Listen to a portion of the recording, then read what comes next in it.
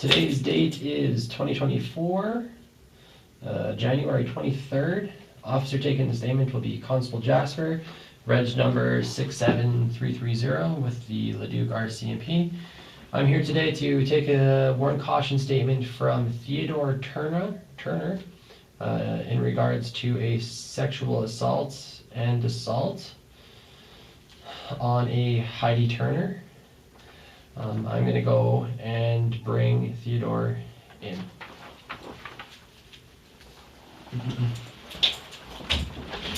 All right, Theodore, come on in.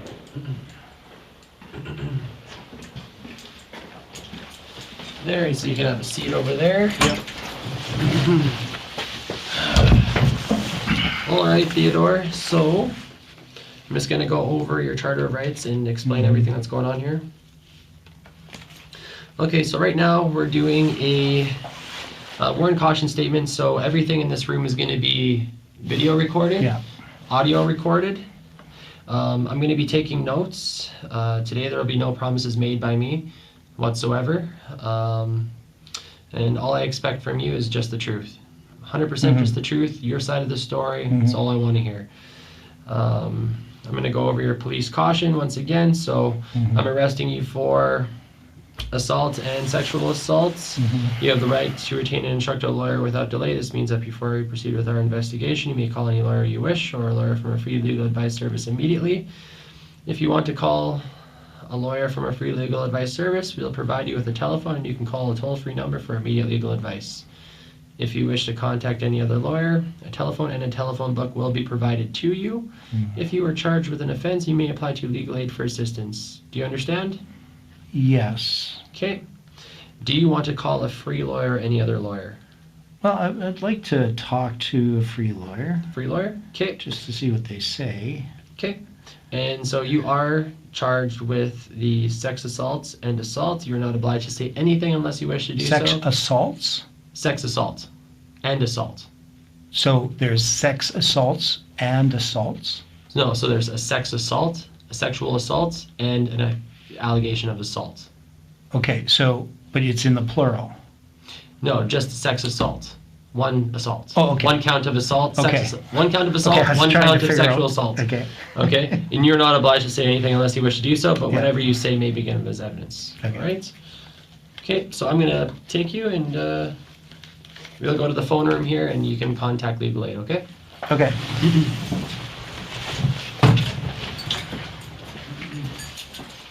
No, it'll be the very last door on the...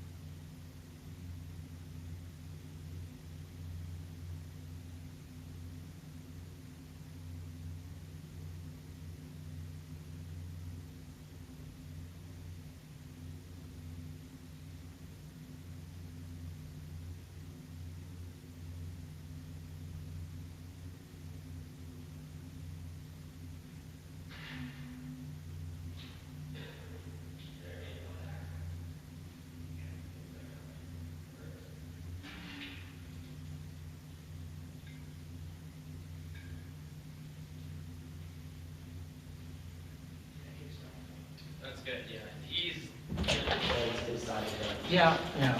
talk So, I mean, obviously, he's going to advise me not to talk.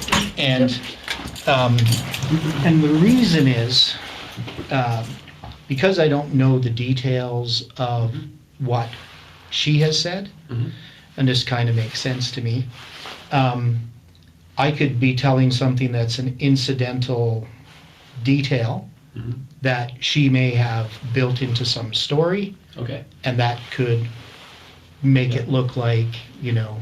That is exactly why I wanted to make sure you're aware of all your rights. Yeah. Provide you with that contact to legal aid so that you know exactly what everything means. Okay. Because anything you say today in this interview, Yeah. I take as evidence. Yeah. Now, I can say a couple of things, not necessarily about what I think happened, because I don't know. Okay. But, you know, I met Heidi 11 years ago, and at the time I met her, she was in a program at the U of A for borderline personality disorder. And it was, they call it dialectical behavior therapy that she was trying to go through. Okay. And she was unable to take care of herself enough to be able to go through the program. Okay. And at the time I met her, she had come to a Bible study, and it was obvious that she was not well, right? And she ended up coming to a Bible study at my house for my daughter's birthday, and so we had like a birthday party Bible study, and I'm kind of weird. But she didn't want to leave, and that is because if she went to her apartment, she would just be going up and down the hall trying out the doors, right? So she wasn't in her right mind. Okay. So I tried to find places where she could stay, wasn't able to do anything. And then, so we are trying to help her like make plans what to do with her life. And, you know, we looked at all the options, and the only option I saw was if I took care of her. And the only way I could do that is if I married her. So I just wrote, marry Theodore. And she said she was thinking the same thing, you know, but at first she's kind of said, like, are you taking the medication I'm taking? You know, she's a very funny person. And so for the first year and a half of our marriage, most of the time she did not know who she was or who I was. Okay. So she was, you know, not well. And she has gotten better over time, right? So, you know, what I tried to provide was safety, always respected, you know, her as a person. Wasn't really attracted to her because I was still, you know, I'd only been divorced. I'd been separated for like 10 years, but only divorced for a couple of years when I married her. And I wasn't really, you know, thinking about getting married or looking at other women. Took time before I started to find her attractive, and then we fell in love and all that, that type of thing. But we went to a psychologist right away, and the psychologist thought we had a really good relationship, but that Heidi needed help. And what we decided as time went on is that she actually had complex post-traumatic stress disorder. She was severely abused sexually abused by her mom and dad. Okay. That's the story that she has, which I believe, based upon, I've read Vander Kolk, he's written a book called The Body Keeps the Score. It's sort of the definitive book on trauma, and he's worked on trauma since the 70s. And Heidi and I have actually gone through that book. Okay. And so she had a lot of body trauma, she had fibromyalgia, she could not care for herself. The first year and a half or so, she spent most of her time sleeping. It wasn't until I got her a horse that she actually had a reason sort of to get up and take, the horse was an old horse that was given to us. Still costs money, but that would get her up because you have to vet the horse, and slowly started to get better. And then she was anointed in 2016 when we were down in Arkansas, and the voices in her head stopped of her parents screaming at her, and she instantly was healed of her fibromyalgia. She still had some body trauma, so sometimes she would have triggers and she would be in pain and things like that. So So what I always did is just provided safety, always respecting her, it's, especially the area of sex. It's like, if you're having sex and she wants to stop because something's triggered, you stop, right? Like, so that's why this whole thing of sexual assault is just like so bizarre. So I don't know what the particular details are, so I can't speak to that. All I can say is that I've never hurt her, I've never been mad at her. Okay. I've never done something that where she tells me to stop and I don't stop, right? Because I know that there's triggers. And, I'm very conservative in all of those areas. Yeah. So obviously I'm not like, there's no weird things going on or anything like that. So, it's very, very difficult because, for me personally, it was like, okay, she had suffered some she actually was depressed because she took some medication for acid reflux, and it caused a reaction where she would be like really depressed one day and then normal the next day. And so that's really what I thought I was dealing with, and a bit of psychosis, so just kind of not in touch with reality. So, and being very upset about things that didn't really make any sense.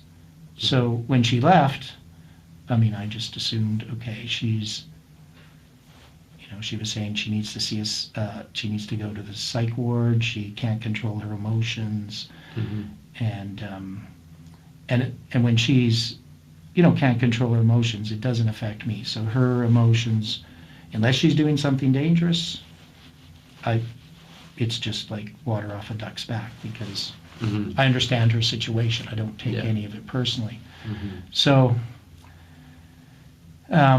so obviously when I go to court, I will then know what particulars that she thinks happened, and that will be, then I can give a testimony in response to that. But right now it's just, this very precious person who's been hurt by so many people all of her life. She'd been last little while just cutting off all of contacts with all kinds of people, blocking them, and we were going to counseling because of this. Okay. And we had saw this counselor together. When was that? That would be, I think, December 1st. Okay. And then I went on, so December 1st was a Friday, then I went on the Tuesday, that would be December 5th or something like that, right? Okay, and why were you going to see the counselor? Because Heidi was saying that she needed more space. Okay. Right, so she was feeling like she's getting better. For instance, on November 13th, she was having some body pain connected with trauma. There were some triggers. And God told me to pray over her. And as soon as I prayed over her, that pain disappeared and it never came back. But the next day she was not, like, she was out of her mind with like depression and just talking, and it was almost like borderline personality disorder, or not borderline, but bipolar. Okay. Like one day would be like really, really depressed. Like I've never seen anybody that depressed. Okay. And the next day she'd be fairly normal. So she wouldn't be like, like really, really active, but she would just be sort of herself. And then the next day would be awful. Okay. And so it's just, to me, it's just all so puzzling. I am seeing a psychologist right now, so I'm going to go this afternoon.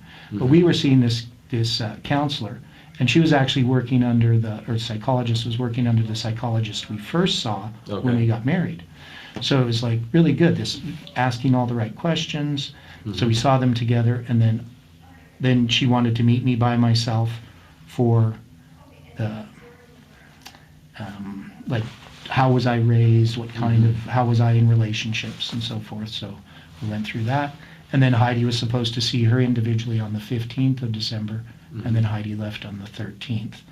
And left a message to the pastor that she was going to be gone for a few days, she just needed to calm down. and that she would be seeing the psychologist for her appointment on Friday, which she canceled on Thursday. Mm-hmm.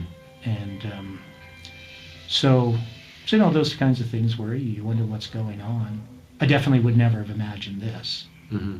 right? So I was just kind of thinking, you know, she's trying to sort out her emotions, mostly what I thought, because often she would express that she was making my life miserable. That was sort of what her parents always would tell her, you're going to ruin, whoever you marry, you're going to ruin their life. Mm-hmm. And I just thought she was thinking, because of her emotional lack of control, that this was affecting me in some way. And so I just thought she's trying to protect me, right? Yeah. So it was kind of a shock. And, you know, What were you and Heidi doing on November 14th, 2023? Do you remember if it's February 14th? well, so probably I shouldn't answer that question because I don't know what she would think we were doing. So the 13th is the day that she was healed. Mm-hmm.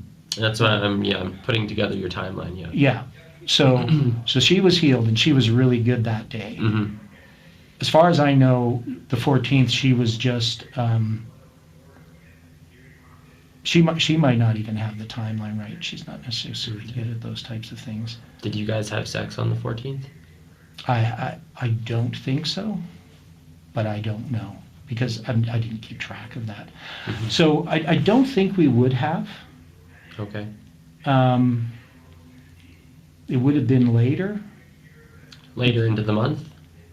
probably, you know, but she did get that blood in her panties, Mm-hmm. right? And so we went to the doctor. So what had happened is she had gone to the dentist. So her mom was a dental hygienist, Mhm. and sort of beat into her, and I mean literally, about taking care of your teeth. Mm-hmm. And the hygienist said, you have some corrosion, do you have acid reflux? And Heidi said yes. Mhm. So she had to go to, this is at the end of September, and so she went to this, her doctor wasn't available, she just went to whatever doctor she could get, and she got some medication for acid reflux. Mm-hmm. And that medication, she had a side effect from it, which is this depression actually caused by that medication. Mhm. We found out it was one of the side effects. Okay. And so she recognized that. But she had her sister getting married on Thanksgiving, so October 5th, which really upset her because she's worried about all the family talking about it, because she hasn't seen her family for Mhm. years. And, you know, is everybody, where's Heidi or something, you know. Yeah. Plus, her sister was one of the abusers growing up. Her sister was very cruel to her. Mm-hmm. And then she wanted the best for her sister, and so she had all these mixed feelings. And then her brother got married on December 10th, and that was the second anniversary of my mom's death. And Heidi was very close to my mom. She's one of the persons who could see her through COVID and stuff. Mm-hmm. And after, you know, we could see her in 2021. My mom didn't really remember who I was. She knew who Heidi was. Yeah. She did. Then before she died, she'd started to remember who I was. But Mm-hmm. but then she died suddenly, and so that was hard on Heidi. Christmas is hard because that's when she received most of her abuse. Mm-hmm. So what we had decided is that we would sleep in separate rooms. Okay. So I was sleeping in the spare bedroom, she was sleeping in her room. But often she would still want to sleep with me, Mm-hmm. like not like sexually, but just she was scared. Mhm. So she would constantly be scared, not knowing why she's scared. It's just a trigger, something going on. And so, so I do know that she had some blood in her panties, and because she had a hysterectomy Mm-hmm. a couple of years before, Okay. that she was very concerned about it. So we went to the doctor, and it could have been from hemorrhoids. We don't know what the cause of it would be. Mm-hmm. So Okay. no way that I would have imagined, and I'm assuming that's what she's thinking, that somehow that would be from unwanted sex or something, but that doesn't really make any sense. Okay. So, you know, I'm guessing, you know, obviously this will be recorded, so it'll be used in Mhm. court, but Yeah. I mean, I would say the same thing in court. I have no idea. I wouldn't have imagined that she would think that that's somehow connected to a sexual assault. Okay. And So for me, with Heidi, it's always waiting for her wanting to have intimate contact. Just because, well, I mean, she can get scared even if she wants it. So it's like, you know, obviously me being in any way aggressive, like I'm saying I want sex, you know, that can be difficult for her. So it's just always giving her all that respect. Did you guys have sex anywhere near like the 14th or anywhere near that time? I would think that I can make. That was right, you know, see, I don't think she was super good and then she went bad. Do you remember having sex anywhere? No, not when time? she was upset. No? Never. And then how long would she be upset for? Well, Or that time? at that time she was like being upset for like a day. Okay. Right. So around the 15th she would have been fine. Yeah, but I wouldn't have had sex with her, I don't think. I mean, as far as I know, we might have had sex once in that whole period from when her depression started. You know, maybe twice. In what time frame? What time I frame don't keep track of is it. that like weeks or is that months? Well, we were taking from the time from when she left December 13th, so sometime in October. So you're going to say like in the 2-month period. Like December 13th of 2022 or 2023? No, we're talking about 2023. 2023. Yeah, so in that Okay. 2 months, October, November, December, Mm-hmm. maybe we had sex twice. Maybe once. Okay. But, you know, probably the things that, you know, I shouldn't talk about. Because I'm not sure exactly what she's... Well, I just wanted to What find she's out if thinking. you had sex anywhere in that time. Well, we definitely had sex somewhere in those 3 months. Okay. And, you know, her depression started, because she started taking the medication in September. We didn't really recognize the depression until about November. I think she stopped taking the medication a little bit on November 6th or something like that, or 5th. Okay. And then she started taking it again, and then we started to realize maybe this depression is caused by the medication. And that was the medication for her teeth. for acid reflux. Yeah, acid reflux. Yeah, and it can cause hypomagnesia, which is low magnesium, and that can cause, she was having muscle cramps, and she was also having this depression. And we were just, like, I've never seen, and I've seen a lot of depressed people. I've known people that are manic depressive, but I've never seen anybody who has absolutely no pleasure in anything. But it would be for like a day. And then the next day she would be like happy. And, you know, one of the things she did is, so because she was healed, you know, the next Sabbath, because we're Seventh-day Adventists, she went to Warburg and she shared, you know, her healing story of how she was healed with friends of ours and family, because she was very excited about it. But, you know, the next day she wasn't good at all. Like, so it was just kind of up and down. One day good, one day bad. But she wanted to share on my Bible study. We have a Bible study online. And on November 25th, she gives her personal testimony about it. Which, you know, I watched it recently and I'm like, I have no indication here that she's upset with me, or, I mean, it is like a beautiful testimony of what had happened and what she was learning about God. And, you know, so all this kind of stuff just, you know, you wonder where it's coming from. It doesn't fit with anything that she ever said to me, right? So I've never had her say anything to me that would indicate that she felt any of these types of things. So this would be something that would later on have come into her mind. That's the only way I can think of it. But yeah, I don't know the details. I mean, obviously I don't keep a log of when we have sex. I just know it was very... A couple times in that time frame? Maybe 2 times. Okay. Did you say anything to Heidi before you guys had sex any of those times? Well, we always talk. Okay. So every time, you know, because she always initiates it. You know, in some way, either, you know, we're cuddling or whatever. And if she said, I mean, there's many times she would just say, I don't want to have sex, you know, and then that's it, right? Okay. So, I mean, because one is you don't want to traumatize her.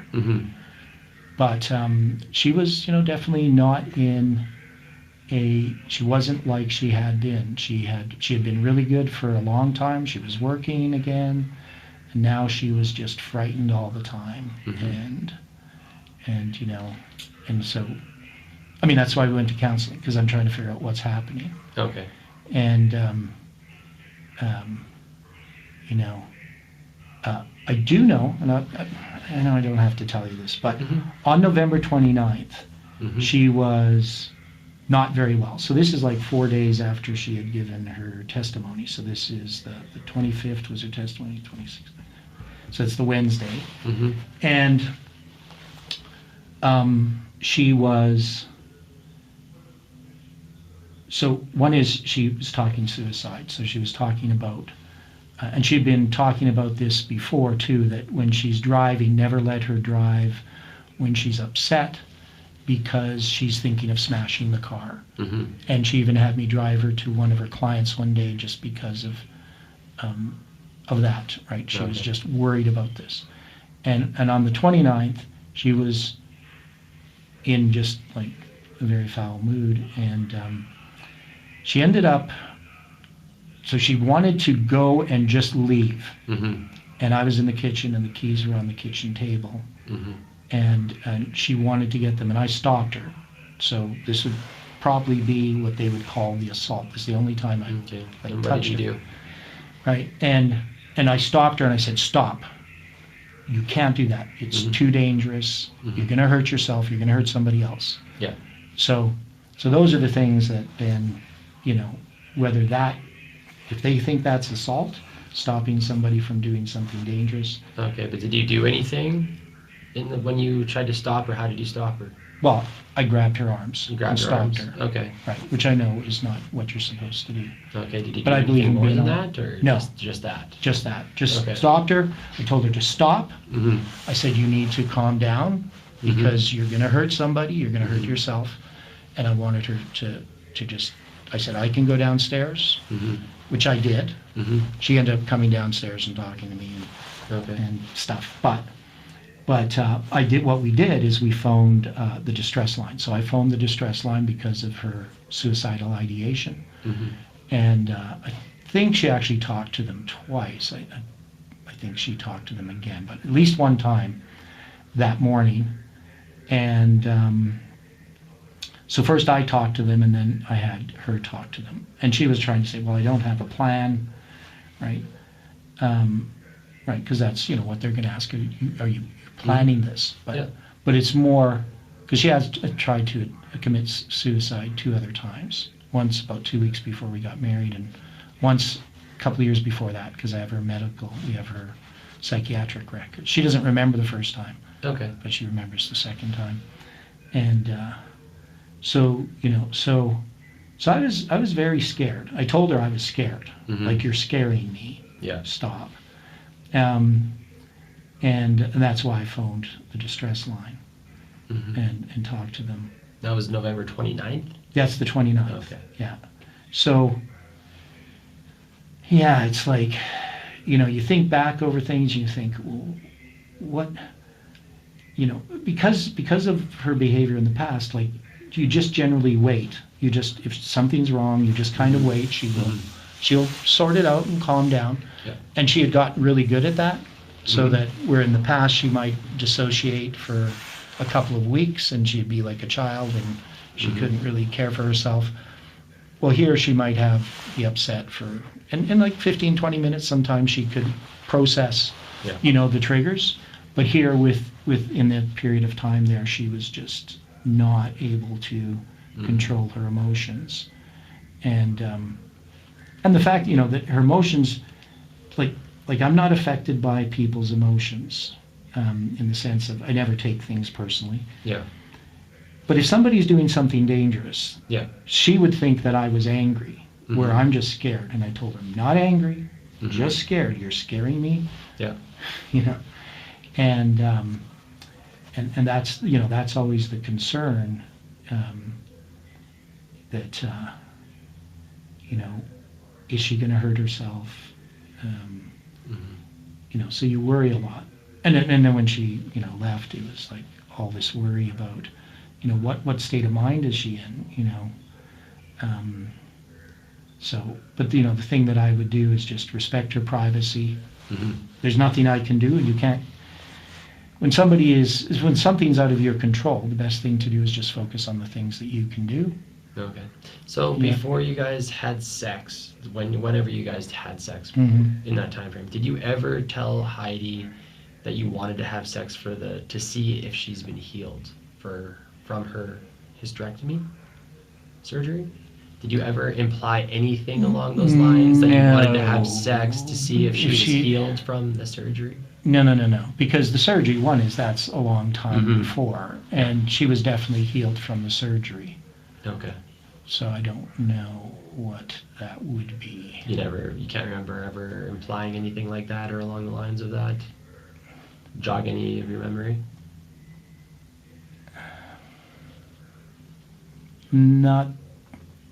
Nothing to do with her. No, I don't. Never advised her that you're gonna have sex with her anyways, just because you have ownership over her because she's your wife? No. Nothing like that? Never, because one is I don't have ownership over any person. Okay. No, she's her own person. She Mhm. has a right to be respected and cared for. Yep. And never would I ever, with anybody, ever say anything like that. And you never implied anything similar to it No. in any way? No, because I don't believe anything like that. Okay. Right? So, yeah, but, so at least I understand a little bit more from what you're saying, probably what the accusations This is what are. I'm here to be honest with you too. I'm not Yeah. here to lie and tell lies to try No, to get you to no, I tell know, something. So I I'm know. here to be honest with you. Yeah. I just want to ask you one more question I have here. When you guys were having sex in those, like, whatever, the 2 times in that period, did she ever tell you in one of those times that she did not want to have sex that time? No. If she said she didn't want to have sex, I wouldn't have sex with her. Okay. No, that would never happen. Okay. And there was no time that you can remember that she would have implied something similar to saying that she doesn't want to have sex? In which case you responding that you would still be willing to put on lubricant and stuff if it was painful or anything like that. Because she was implying maybe that, the sex would have been painful, in which case you would have responded that you would put on lubricant to make it less painful. No. Does that jog your memory at all? No, doesn't jog my memory. Okay. No, Okay. I'm not sure. Yeah, doesn't really make any sense to me. So. You can't remember any times that, she might have been in a off state when you guys were having sex or something? This could have been brought Not up? that I know of. Mm-hmm. Well, I mean, I don't know, because first off, I don't remember specifically when. Okay. And so, yeah, I'm not really sure. And that doesn't. So, yeah, I don't know. I don't know what she's connecting. She must be connecting, because with the panties, that's like way earlier. So that would have nothing to do with anything later. And, Way earlier in what regard? well, that would have been like early October. At least that's when I think it would be, because that was shortly after she started, because she went to see her doctor. So she had a doctor appointment, and then he had to set up, because she was supposed to have a colonoscopy on the 17th of January, I think, or something like that. Okay. Where did you And- see your doctor? Well, Dr. Rankin at the Smith Clinic Where is that located? in Leduc. In Leduc? Yeah, Okay. so she went to see him, and we went to see him, and he did an examination to try to see if there was anything that he could see, and then he ordered her for a colonoscopy. So that was not long after she started the medication, and this- so this would be not even connected with any of that. So the blood in the panties would have been like earlier. The blood in the panties happened before this appointment that you went to in Leduc. Before the one in October. Before the one in October. Yeah. Okay. Yeah, because that's the reason she went. So she went to get the the medication for her teeth at the end of September. It might be like September 29th or something. I think it was Okay. a Friday, whatever that date that was. Mm-hmm. And then, so it's in that period where I think just after that, she had some blood in her panties. Mm-hmm. So that's not when we were like sleeping in separate rooms or anything. Everything was still normal. She wasn't suffering from any depression or anything from the medication at that time. Okay. So, so she went to see her doctor because she was concerned, why am I bleeding if I've had a hysterectomy? Yeah. And so we were trying to figure out what that was. Was it the hemorrhoids that she has? Was it something in her vagina? Mm-hmm. Right? And so the doctor examined her vagina and her anus, and then recommended she gets a colonoscopy. Mm-hmm. And that took quite a while to get that set up, right? So so if you think about it, like I know it was over 2 months from when she, like almost like 2 months from when she went to the doctor till she got the colonoscopy scheduled, and then she still had another period of time before that. So that wouldn't even be in connection with Okay. any of that history that she's talking about. Okay. Right. No, because we received like a picture, obviously, Yeah. and stating that she had this blood in her panties later in November. Okay. No. So And that you- she's getting mixed up. And you would think that those two would be tied to the same thing. Yeah, they're definitely not. Mhm. Did she ever take a picture of the blood in her panties when she was with you? Yeah, she took pictures right after it. Just wondering if I have that picture on my phone, because we had shared the same account, right? Okay. Yeah, I'd like to see the picture. Let me see here. So this is. Oh.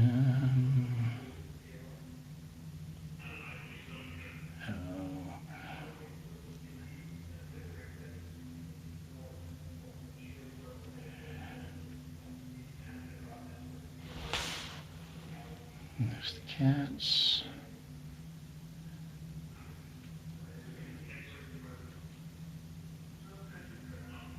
Because it would have a date when the picture was Mhm. taken. Yeah, it'll have the information.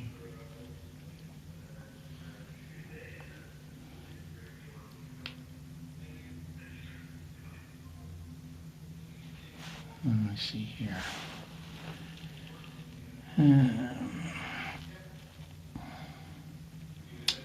Well, I do have the picture at home. It doesn't seem to be on this phone, which is odd. She has pictures of her poop. What's that? That's December 9th. So that was after because she went to the hospital because of her constipation. She didn't know it was constipation. So we went to the hospital on the 8th. And then gave her medication to kind of clear her out. So that's why she took pictures of that.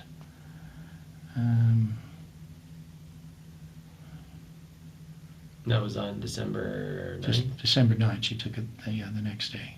And then we had a date on December 10th. We had a couples massage. Could I get a member to cells for hearing, please? Member to cells for hearing. Okay, so this, September 24th. Okay. So you can take a look at that. So that's actually even before she started taking her acid reflux medication. So, September 24th. yeah. And do you know what the cause of that was? No, we didn't. That's why we went to the doctor.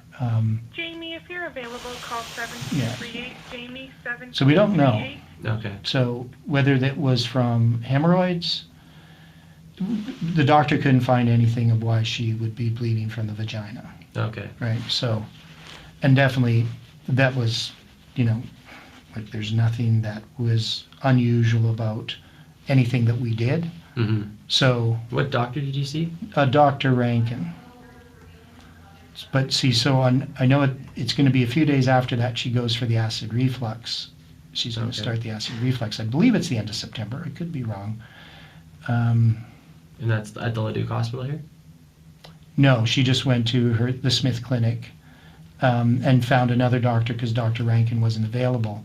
And then she went to Dr. Rankin for the panties after that. Okay. And then it's going to be a couple of months before he can even set up the colonoscopy. And then there's a period of time from that. So, Okay. yeah, so this wouldn't definitely be connected with anything that she's talking about. I'm not sure how she conflates them. Okay. But, yeah, so, All right. Is there anything else you can think of that would provide any evidence here? Anything that you'd want to say or whatnot while we're still doing the interview? I probably told you more than the lawyer won't be happy with me, but I mean, it's all the things that I would say anyway. Mm-hmm. Yeah.